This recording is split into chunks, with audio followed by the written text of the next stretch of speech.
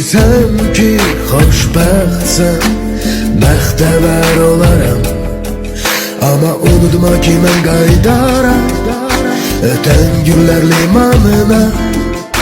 Oradan yuxuda bulmaz, gəlib öpüb oyadarım. Mən küləyəm, mən küləyəm, mən ısınmam. Mən özgəyəm, mən özgəyəm, mən saklanmam. Cənnətdən olmuş şeytanım, mərdilanma. Mən küləyəm, mən küləyəm, mən ısınmam.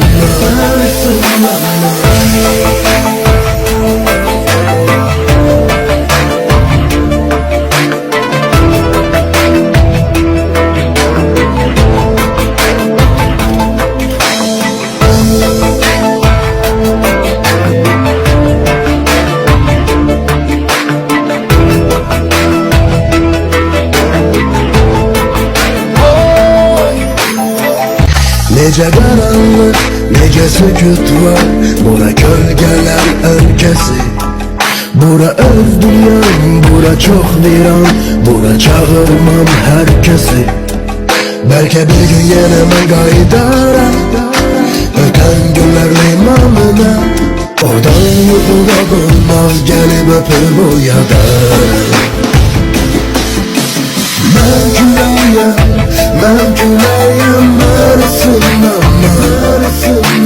Mən özgəyəm, mən özgəyəm, mən saklanmam. Cənnətdən olmuş şeytanım, mərdilanma. Mən küləyəm, mən küləyəm, mən ısınmam.